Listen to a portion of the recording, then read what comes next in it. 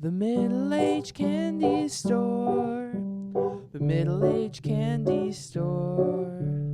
Have a good time, try lemon and lime at the middle-aged candy store. The candy is sweet, it's true, though it may seem bitter to you. Wave back at the years, the trials and the tears, the cigarettes and beers, the faces you love, the things you're sorry for. Come in for a spell, there's caramel at the middle-aged candy store. Previously on the middle-aged candy store, Karen is blamed for a prison riot caused by the interregnum, and the candy store staff have finally made a plan to free their manager. Unfortunately, this plan was derailed as Medusa and Rachel came to blows over CandyBot. Today, Karen is back in court. Will today's verdict be in her favor?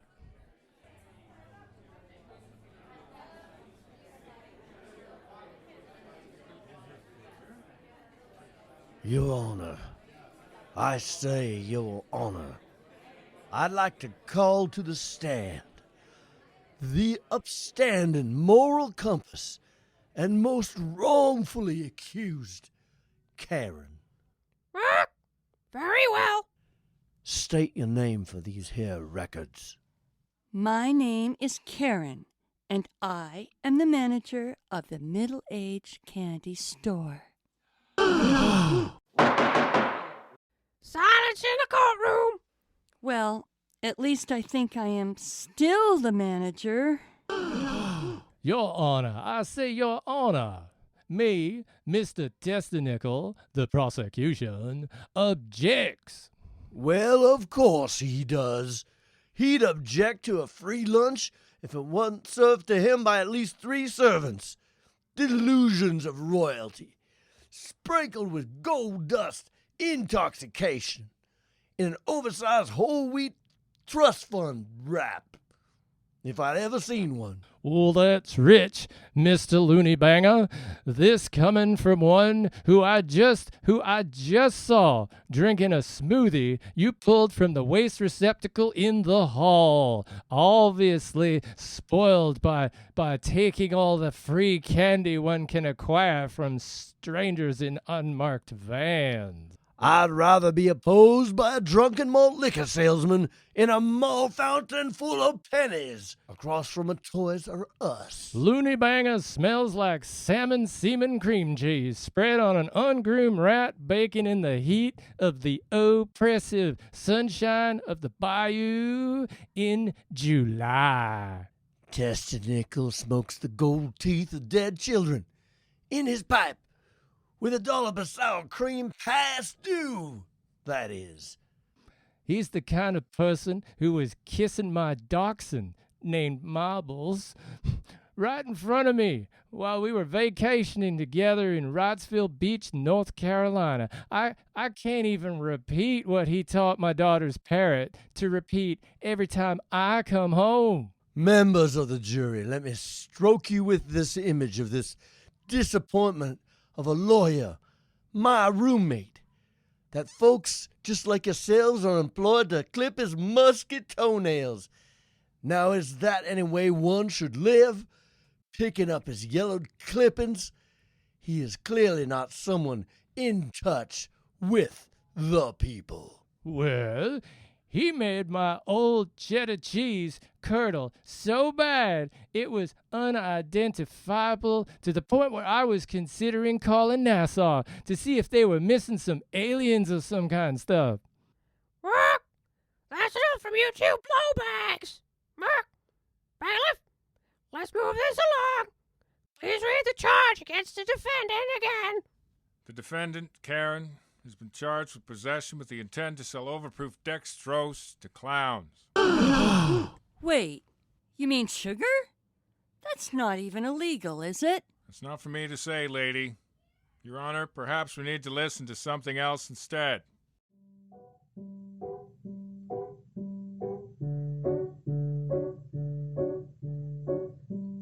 Oh, look, Candy Pot. There's a new episode of Pizza University. Ugh, Rachel, do we have to? Come on. It'll be fun. After last week's episode, I'm not sure if I want to keep watching this. The one in the frat house? They made PizzaBot play beer pong. Yeah. And he won. The beer shorted out his speech subroutines. It was undignified. Candy Pot. That happens to people too. Remember the time we went to the winery? Perfectly. Well, all those wine samples certainly shorted out my speech subroutines. That was also undignified, Rachel. Shh. It's starting. Last week on Pizza University, PizzaBot made new friends at the Sigma Cheese fraternity and experienced a major milestone of student life, a hangover. Now that the engineering department has restored his speech subroutines, we drop in on PizzaBot as he takes in a special event, Debate Night. The first thing is that I don't think the Domino's menu grapples with is this one fundamental truth, that most pizzas are bad. It doesn't matter if it's your pizza or someone else's pizza, it's probably bad, and even if it strikes you with the force of its deliciousness, it's your job to assault it with everything you have in your arsenal and see if it still tastes good. Woohoo! We love you, Jordan Pizzason! My batteries are very low. Where's the charging station? Shut up, man! I can't hear Jordan Pizzason's sick takedowns! So I'm going to outline 10 of the fundamental items on the Domino's menu. These are truths that are basically held as self-evident by the bakers, and they're truths that are presented in some sense as unquestioned. I'm going to question them and tell you why I think they taste bad. I see a vending machine in the corner. Perhaps it will let me share its power outlet. What do you want, kid? Hello, vending machine. My power system was damaged when my fraternity brothers taught me to play beer pong, and it is still fragile. May I recharge using your spare outlet? Yeah, sure. Help yourself. So you're a PizzaBot, eh? You're a long way from the dining hall. What are you doing here? I am the first robot to attend Pizza University. My fraternity brothers admire this Jordan Pizzason and have brought me here so I could learn about their hero. What a loser. My frat brothers? Jordan Pizzason. Your frat brothers too, probably. I've never met them.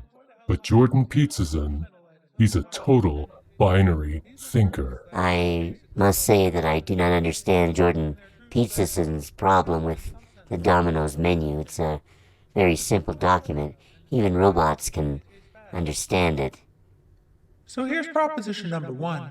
Pizza is to be viewed primarily as an economic class object. All right. So let's think about that for a minute. The proposition is that pizza is primarily to be viewed through an economic lens, and that's a debatable proposition because there are many other motivations that drive human beings to eat pizza than economics, and those have to be taken into account. You see what I mean? They have this same debate every few months. I've pretty much memorized it by now.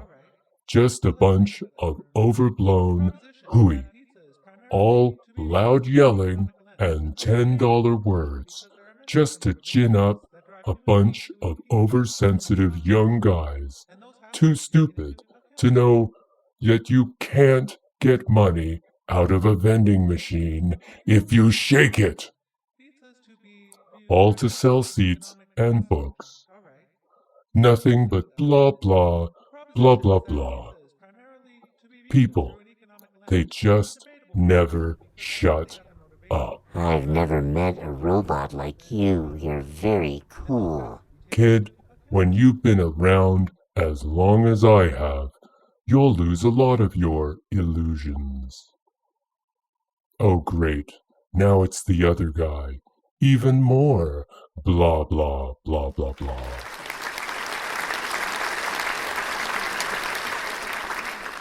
Thank you, Dr. Pizzason. Now we welcome distinguished scholar Slavoj Žižek to rebut.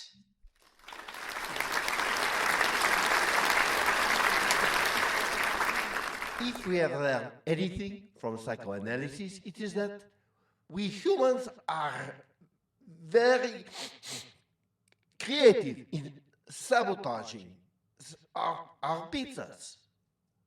Pizza is a confused notion. We pretend to desire toppings we do not really desire. So the worst thing that can happen is for us to get the pizza we officially desire.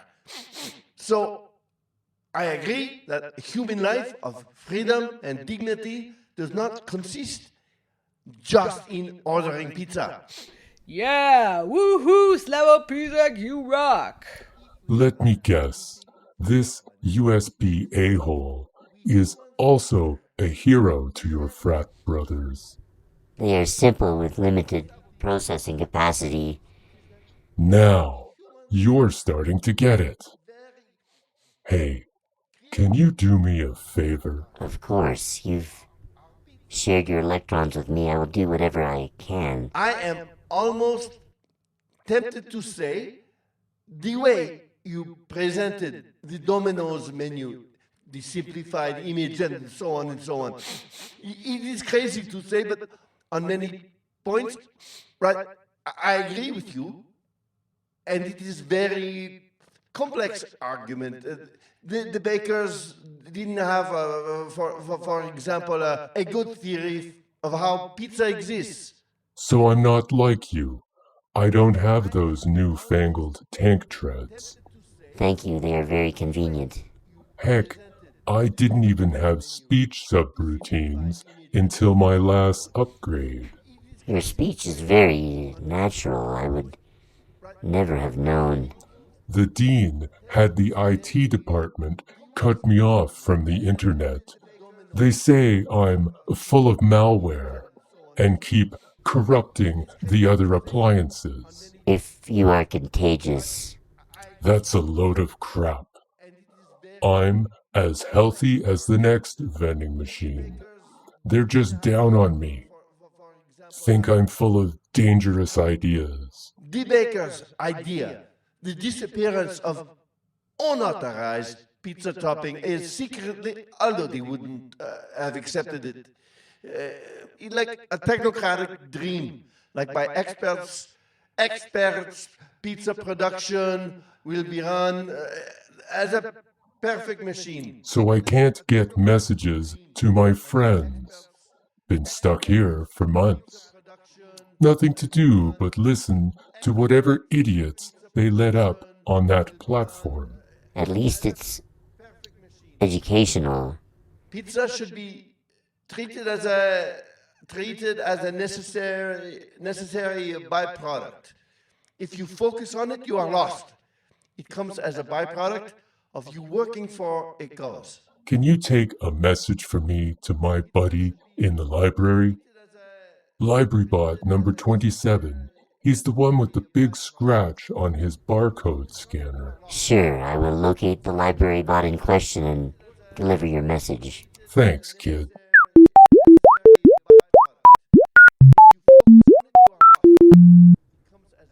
I have received your message, and I will deliver it to library bot number 27. Say I have to cut a pizza, to stab it with my knife.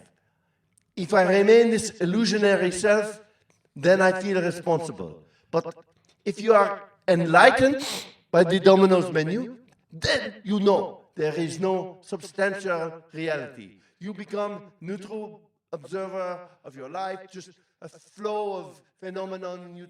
You tell yourself, it is not that I am cutting pizza, but in the cosmic dance of phenomena, my knife is floating and somehow... Was PizzaBot infected by the vending machine's malware? What subversive message is he carrying to the mysterious LibraryBot 27? And how did that LibraryBot get the sinister scratch on his barcode reader? Find out next time on Pizza University. Meanwhile, back at the candy store, there is more anxious murmuring as CandyBot attempts to rally the staff to mount a search for Karen, their beloved manager. What if my cousin doesn't want to marry me? Unbelievable. Okay, team. No more fighting, no more arguing. We have had enough bloodshed. It is done. The ambulances have left. And... No, actually, they're still here. They're just pulling away now.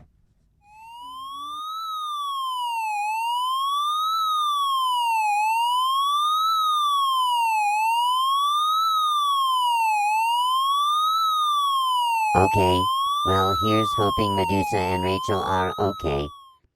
And, well, so let us calm down and get past this strife and get a plan together to search for Karen, our vaunted manager. That's my donkey you're talking about. And please, can we tone down the anxious murmuring? Now, does anybody know where Karen is, Baron? I feel that she has likely passed from the troubles of this world and has arrived triumphant, yes, to the spirit world. A glorious aura of... No, she's at Joliet Deep Dish Prison. Salesman, how do you know? We visited her to facilitate a series of conjugal visits with... Well, Out with it. Well, it was actually a few centaurs. Well, now we know. She seems different now. She's still our Karen. How do we get her out? I will engage my hard candy drill.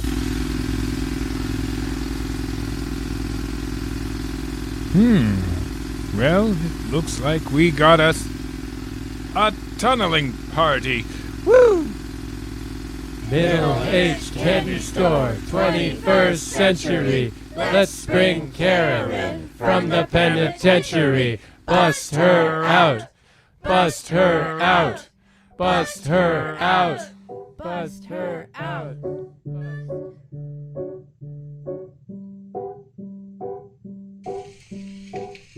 And now, from our series of inspired halftime speeches, here he is, delivering with gravelly gravitas, Koach Karl. Boys, it's been 170 years since our manifesto saw publication. Oh, well, it's halftime, and we're down. A specter is haunting us, boys, and it's the specter of free market capitalism, neoliberalism. All the powers of the political economic sphere have, of late, entered into a holy alliance to conjure the specter, the powers of evangelical America, the unstoppable multinational propaganda media machine, those pervasive global brands, all of them, even the fake liberal technocrats. Well, neoliberalism has us on the ropes, boys, and I know it looks like we're down for the count. And I also know that I just brought a boxing metaphor into a different epistemic sphere, but there it is. I'm mixing metaphors now. When you see them out there on the intellectual dark web saying that we're motivated by money, or climate science is motivated by greed, gender politics is motivated by class action lawsuits, well, that's what Sigmund Freud called projection, as described to William Fleiss in a letter 1897. See the footnotes. It's projection, I tell you. They're projecting on us what really motivates them. Because we can't be bought. And the good news is they can hit us as hard as they want. But we can take it, boys. Because as little as we have, we can't be bought. And now a word about sexual liberation, written in vulgar language, which I have understood to be obscure, vulgar slang. So, all right, hit it, comrade. Arise, all victims of oppression, roll your piglet and champ your hog. Bring your glory over to the table and fill it up with gob. Embrace your knish dolly moppers, crunch and blow beyond belief. We will not shrink from scrogging while our lashes scream relief. So let's fondle the fig while waving golden Winnebagos in their face. The Factor Nationale unites the human race. So let's fondle the fig while waving golden Winnebagos in their face. The Factor Nationale unites the human race.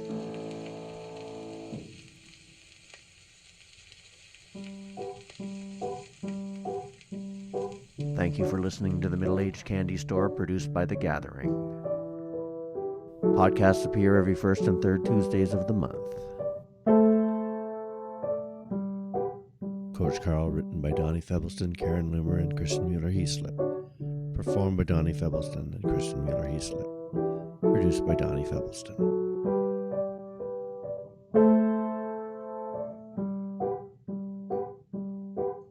Pizza University, Episode 3, Debate Night, was written by Kristin Mueller-Heaslip. Performed by Tony Culverwell, Megan Liley, Donnie Febbleston, and Kristin Mueller-Heaslip. Produced by Kristin Mueller-Heaslip.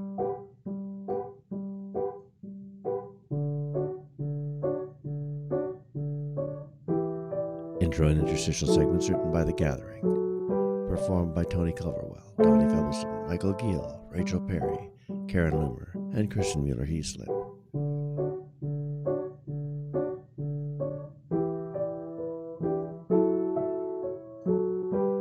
Sound design by Kristin Mueller-Heaslip.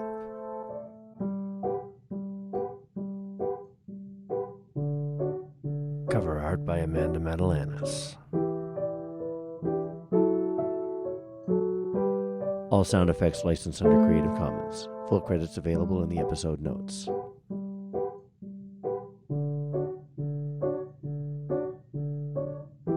The Middle-Aged Candy Store is a proud member of the We're Still Cool podcast network. Theme music by Donnie Febbleston, performed by Donnie and Linda Febbleston. Come in for